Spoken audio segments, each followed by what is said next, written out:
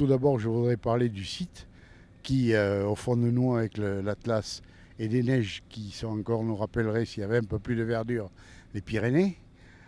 Côté piste, c'est certainement la plus rapide et déjà la plus longue de toutes les 24 heures du Maroc. C'est de la piste, avec par endroits piste caillouteuse, mais contrairement aux autres jours, il n'y a pas de dunes ni d'herbe à chameau. Nous sommes aujourd'hui en plein cœur de l'Atlas, à côté de Ouarzazate, pour la dernière spéciale du Rallye Off-Road Maroc. Et je vous propose tout de suite de revivre la spéciale dans son intégralité.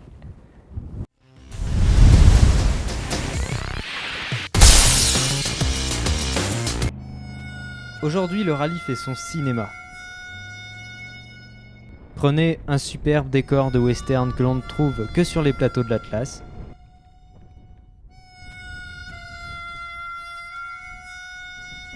Du vent en quantité juste suffisante pour enlever la poussière. Un circuit très roulant où seuls les oueds et les saignées malmènent les concurrents. Et vous obtenez la scène idéale pour la dernière spéciale des 24 heures off-road Maroc.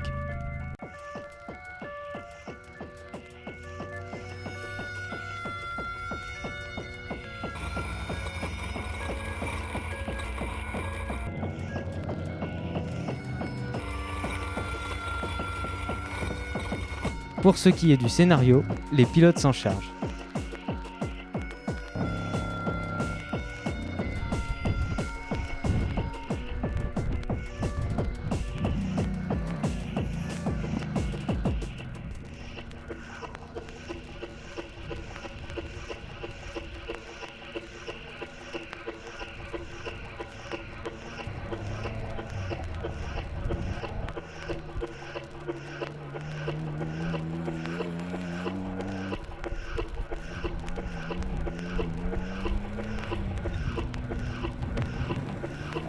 La piste large et rapide donne lieu à une véritable bataille pour la 3e place au général.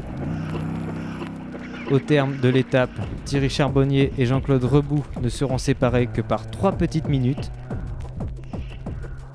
Jean-Claude Rebout remportera cependant la compétition dans la catégorie T1 devant Hugues Lacan et Jean-Claude Répara. On est très satisfait parce qu'en plus la voiture a super bien marché.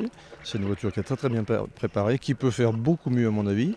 Bon, peut-être avec un meilleur pilote, hein. Mais bon, on a fait ce qu'on a pu. Mais je pense qu'on a perdu nous-mêmes la 3e place parce que, comme tu le disais justement, le premier jour, on a fini 10e. Et on a fini 10e parce qu'on n'a pas bien compris le règlement. Parce qu'on a fait un tour au ralenti. Le dernier tour, on le faisait pour rentrer en réalité. Donc on est rentré tout doucement, tranquillement, pour rien casser. Ce qui fait qu'on a facilement perdu peut-être 5 minutes, ce qui nous a fait perdre la 3e place. Pour nous, ça a été vraiment un bon test. Les voitures ont très bien marché. Les deux qu'on finit tout du moins. Et puis bon, dans une ambiance assez sympa, assez conviviale. Donc ça, pour moi, c'était vraiment c'est ce que j'attendais, tout à fait.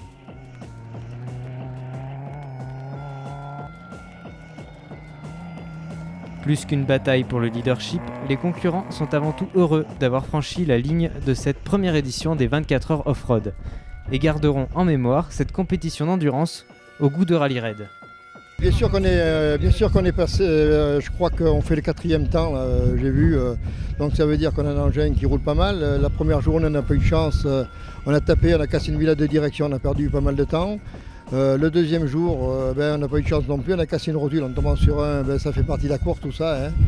Et hier finalement ça a pas mal marché parce que je crois qu'on était dans les 5 ou 6 ou 7, je ne sais pas exactement. Mais bon c'est comme ça fait partie de la course. Bon on n'est pas venu là pour gagner de toute façon, on est venu là pour se faire plaisir.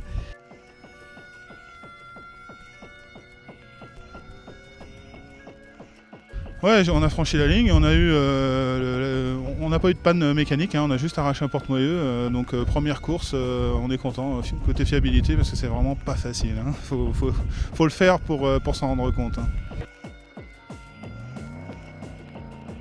Éric Vigouroux est pour la 4e fois consécutive en tête de la spéciale et remporte le rallye. Il n'y a pas de victoire facile et on a abordé cette course comme n'importe quel autre grand rallye raid, c'est-à-dire couteau entre les dents.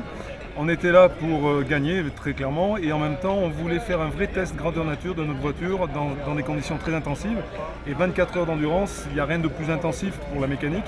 Et là, notre grande satisfaction aujourd'hui, c'est non seulement d'avoir gagné, bien sûr, mais surtout d'avoir démontré que notre voiture est 100% fiable. Et c'était ça notre objectif numéro 1. Au classement général, Éric Vigouroux est premier, suivi par Georges Lansac et Thierry Charbonnier.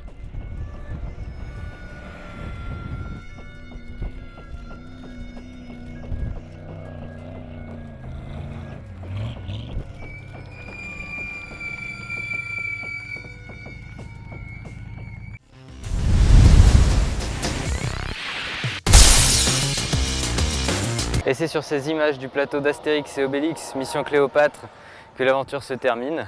Le Rallye Off-Road Maroc est fini pour sa première édition. Merci à la Fédération marocaine de sport automobile, au ministère du Tourisme, à tous les bénévoles, à l'organisation et à tous les Marocains pour leur accueil. Et à bientôt pour de nouvelles sensations off-road.